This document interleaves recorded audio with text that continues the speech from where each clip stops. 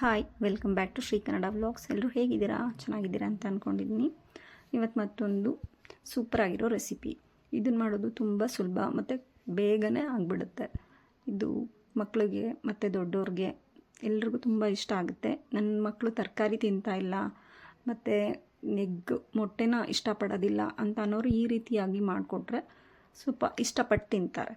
So ಇದಕ್ಕೆ ಬೇಕಾಗಿರೋವಂಥದ್ದು cabbage, carrot ಮತ್ತು ಸೌತೆಕಾಯಿ ಇಷ್ಟನ್ನು ನೀಟಾಗಿ ತುರಿದು ಎತ್ತಿಟ್ಕೊಂಡಾದ್ಮೇಲೆ ಮೊಟ್ಟೆನ ತೊಗೊಂಡು ಅದನ್ನು ಎಗ್ ವೈಟ್ ಮತ್ತು ಎಗ್ ಯೆಲ್ಲೋ ಪಾರ್ಟ್ ಸಪ್ರೇಟ್ ಮಾಡಿ ಇಟ್ಕೋಬೇಕು. ಈ ರೀತಿಯಾಗಿ ನೀಟಾಗಿ ಎಗ್ ವೈಟ್ ಮತ್ತು ಎಗ್ ಯೆಲ್ಲೋ ಪಾರ್ಟ್ನ ಸಪ್ರೇಟ್ ಮಾಡಿ ಒಂದು ಬೌಲಲ್ಲಿ ಎತ್ತಿಟ್ಕೊಂಡಾದ್ಮೇಲೆ ಈಗ ಒಂದು ಬೌಲ್ ತೊಗೊಂಡು ನಾವೇನು ತುರಿದಿಟ್ಕೊಂಡಿದ್ವಲ್ವ ಕ್ಯಾಬೇಜು, ಕ್ಯಾರೆಟ್ ಮತ್ತು ಸೌತೆಕಾಯಿ ಇಷ್ಟನ್ನು ಒಂದು ಬೌಲಿಗೆ ಹಾಕ್ಕೊಂಡು ನೀಟಾಗಿ ಮಿಕ್ಸ್ ಮಾಡ್ಕೊಬೇಕು.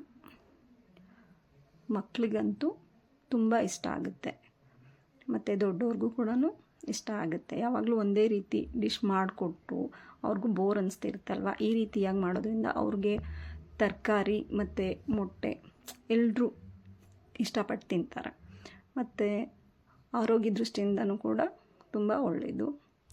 ಇದನ್ನು ಲಂಚ್ ಬಾಕ್ಸಿಗೆ ಕೂಡ ಹಾಕ್ಬೋದು. ಈ ರೀತಿಯಾಗಿ ಮಿಕ್ಸ್ ಮಾಡ್ಕೊಂಡಾದ್ಮೇಲೆ ಇವಾಗ ಇದಕ್ಕೆ ಸ್ವಲ್ಪ ಉಪ್ಪು, ಚಿಲ್ಲಿ ಫ್ಲೇಕ್ಸ್, ಪೆಪ್ಪರ್ ಪೌಡರ್, ಅಕ್ಕಿ ಹಿಟ್ಟು 2 ಟೇಬಲ್ ಸ್ಪೂನಷ್ಟು ಅಕ್ಕಿ ಹಿಟ್ಟು ಮತ್ತು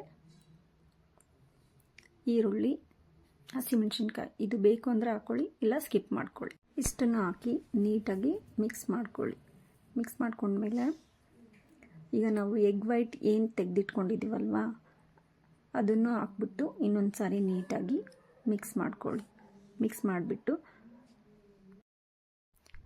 ಒಂದು 5 ಮಿನಿಟ್ಸ್ ಬಿಡಿ. ಇದನ್ನು ನೈಟ್ ಊಟಕ್ಕೆ ಸೈಡ್ ಡಿಶ್ ಥರನೂ ಮಾಡ್ಕೋಬೋದು ಅಥವಾ ಸ್ಕೂಲ್ಗೆ ಮಕ್ಕಳಿಗೆ ಲಂಚ್ ಬಾಕ್ಸಿಗೆ ಬೇಕಾದರೂ ಮಾಡಿಕೊಡ್ಬೋದು ಅಥವಾ ಈವ್ನಿಂಗ್ ಸ್ನ್ಯಾಕ್ಸ್ ಥರನಾದರೂ ಮಾಡ್ಕೋಬೋದು. ಈಗ ನೆಕ್ಸ್ಟು ಸ್ಟವ್ ಆನ್ ಮಾಡಿ ಒಂದು ಪ್ಯಾನ್ನ ಇಟ್ಟು ಅದಕ್ಕೆ ಸ್ವಲ್ಪ ಎಣ್ಣೆನ ಹಾಕಿ ಬಿಸಿ ಮಾಡಿ ಒಂದು 4 5 ಟೇಬಲ್ ಸ್ಪೂನಷ್ಟು ಎಣ್ಣೆ ಹಾಕಿ ಇವಾಗ ನಾವೇನು ಮಿಕ್ಸ್ ಮಾಡಿ ಇಟ್ಕೊಂಡಿದ್ದೀವಲ್ವ ತರಕಾರಿ ಅದನ್ನು ಈ ರೀತಿಯಾಗಿ ನೀಟಾಗಿ ಪ್ಯಾನ್ ಮೇಲೆ ಸ್ಪ್ರೆಡ್ ಮಾಡಿದ್ಮೇಲೆ ಈ ರೀತಿಯಾಗಿ ನೀಟಾಗಿ